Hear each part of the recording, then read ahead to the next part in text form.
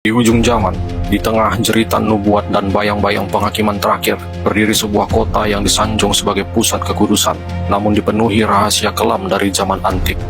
Vatikan, sebuah tempat yang disebut kudus, namun di dalamnya tertanam warisan para dewa pagan, darah para martir, dan singgasana kekuasaan yang telah menggiring dunia kepada penyesatan terbesar sepanjang sejarah. Inikah benteng kebenaran? Atau markas tahta antikristus yang sedang menyiapkan jam terakhir umat manusia? Selamat datang dalam Sejarah Gelap Vatikan, kisah nyata yang lebih mengerikan dari fiksi nubuatan. Sebelum Roma dikenal sebagai pusat kekuasaan dunia, wilayah ini dihuni oleh suku kuno seperti Latin, Sabin, dan Etruskan. Masyarakat pra-Romawi memiliki sistem sosial dan keagamaan yang bercampur antara animisme dan pemujaan leluhur. Kota Roma sendiri, menurut legenda, didirikan oleh Romulus dan Remus, anak kembar yang dibesarkan oleh serigala. Meski legenda ini bersifat mitologis, ia mencerminkan bagaimana sejak awal wilayah ini memiliki kisah asal-usul yang mistis dan sakral. Masyarakat pra-Romawi bukanlah peradaban yang teratur secara sistem kekaisaran. Mereka dipimpin oleh raja-raja lokal dan dewan tetua. Sebelum Republik Romawi berdiri sekitar tahun 509 sebelum Masehi, Roma berada di bawah kekuasaan raja-raja Etruskan yang menggabungkan kekuasaan politik dengan peran keagamaan. Sejarawan seperti Titus Livius mencatat bagaimana pengaruh Etruskan sangat kuat dalam membentuk sistem keagamaan dan simbolisme Roma kuno. Dalam penelitiannya, ia menunjukkan bahwa banyak simbol Romawi seperti fasces atau tongkat dengan kapak berasal dari ritual Etruskan. Dari kekuasaan lokal yang penuh mitos dan ritus kuno, sejarah Roma terus berkembang dan melangkah menuju sesuatu yang lebih besar dan berpengaruh, kelahiran Kekaisaran Romawi. Republik Romawi berdiri setelah penggulingan raja terakhir Etruskan. Namun seiring waktu, sistem republik ini berubah menjadi monarki militeristik yang disebut Kekaisaran Romawi, dimulai dengan Augustus Caesar pada tahun 57 sebelum Masehi. Kekaisaran ini berkembang menjadi mesin politik, ekonomi, dan militer yang mencengkram hampir seluruh wilayah Mediterania. Kekaisaran Romawi bukan hanya struktur politik, melainkan juga sebuah proyek peradaban. Infrastruktur seperti jalan, sistem hukum, dan militer menjadi kekuatan utamanya. Namun di balik kekuatan dunia itu, kekaisaran ini juga mengatur sistem spiritual rakyatnya. Sejarawan Will Durant dalam karyanya The Story of Civilization menulis bahwa Romawi tidak hanya membangun kekaisaran fisik, tetapi juga kekaisaran ideologis dan spiritual. Ini menjadi fondasi bagi perkembangan kekuasaan yang kelak diklaim oleh gereja.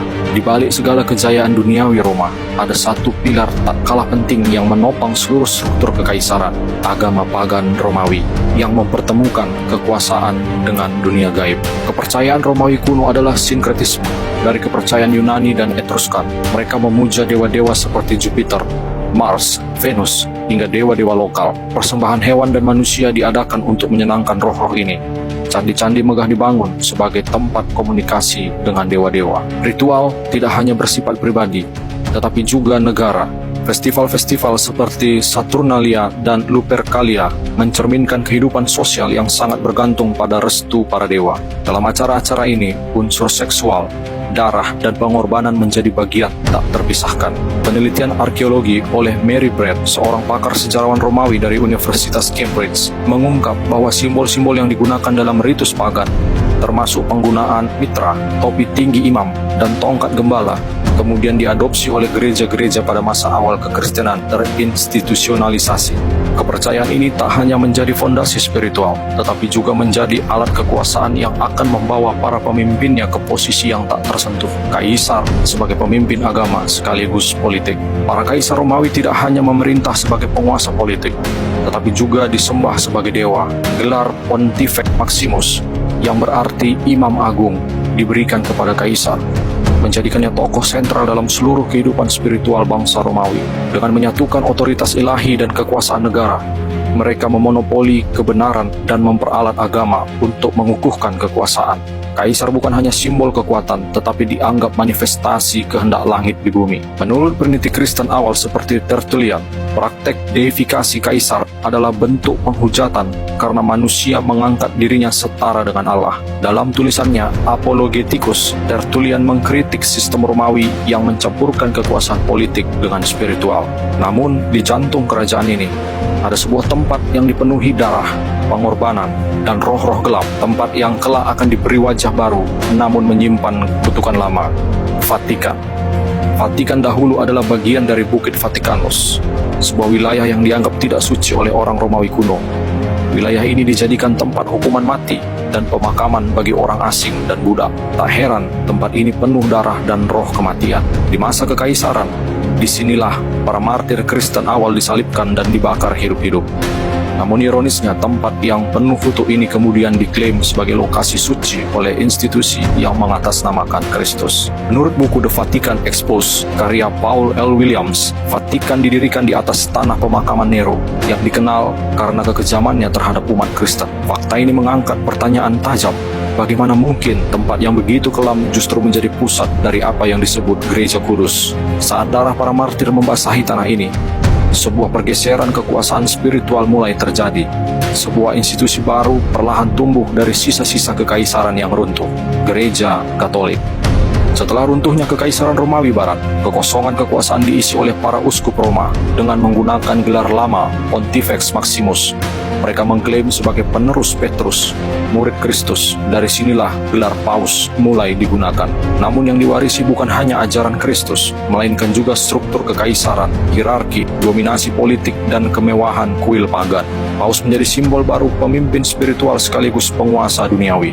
Historikus gereja Alexander Hislop dalam bukunya The Two Babylons menunjukkan paralel antara sistem gereja Katolik dengan agama Babel kuno. Ia menyatakan bahwa jabatan Paus merupakan kelanjutan dari imam besar pagan yang hanya diberi wajah Kristen. Lahir dari reruntuhan kekaisaran dan dibungkus jubah suci, Katolik menjadi institusi agama yang luar biasa kuat. Tetapi apakah ini benar-benar kekristenan sejati? Jika ditelusuri secara historis, banyak ritual Katolik berasal dari praktek pagan. Misa sebagai bentuk perjamuan korban, perjamuan Maria menyerupai kultus Dewi Isis, penggunaan dupa, pakaian liturgi, dan berbagai simbolisme berakar dari Romawi kuno. Penerimaan terhadap kekuasaan duniawi, kemewahan basilika, dan penggunaan bahasa Latin menunjukkan bahwa Katolik bukan hanya pewaris ajaran Kristus, melainkan pewaris tata kelola kekaisaran Romawi dengan wajah baru. Penelitian oleh sejarawan gereja seperti G.N.D. Kelly dan Rodney Stout menunjukkan bahwa kekristenan awal sangat berbeda dengan struktur Katolik yang berkembang setelah abad keempat. Gereja awal bersifat sederhana, desentralisasi, dan bebas dari kemewahan. Dan inilah ironi sejarah terbesar. Sistem penyembahan dewa-dewi dan kekuasaan kaisar kini diserap dalam sebuah institusi yang mengaku mewakili Yesus, Sang Mesias. Dengan pengaruh global, kekayaan tak terhingga, dan jaringan kekuasaan yang merasuk ke dalam sistem politik dunia, Gereja Katolik yang bermula dari reruntuhan paganisme dapat menjadi alat sempurna untuk menyambut figur profetik terakhir, Antikristus. Doktrin universal, konsep ekumenisme, dan desakan peraturan lintas iman menjadi kendaraan menuju satu pemerintahan dan agama dunia. Paus modern sebagai figur global memainkan peran sentral dalam proses ini. Dalam tulisannya, Martin Luther pun menyatakan bahwa tahta Paus adalah wujud nyata dari Antikristus, karena telah menggantikan posisi Kristus dan menyesatkan banyak jiwa. Ini menunjukkan bahwa sejak reformasi, peringatan terhadap institusi ini telah disuarakan oleh para tokoh iman sejati. Vatikan bukan hanya kota mungil yang syarat sejarah, ia adalah simbol konvergensi antara kekuasaan dunia, agama palsu, dan persiapan akan kedatangan tokoh yang dinubuatkan dalam kitab Wahyu, Antikristus. Wahyu 17 ayat 5, dan wanita itu berpakaian kain ungu dan kirmizi, dan di dahinya tertulis rahasia, Babel besar, ibu dari segala pelacur dan kekejian di bumi. Ini bukan sekedar sejarah, ini adalah pengungkapan, sebuah investigasi atas jejak darah, kuasa, dan kedok rohani.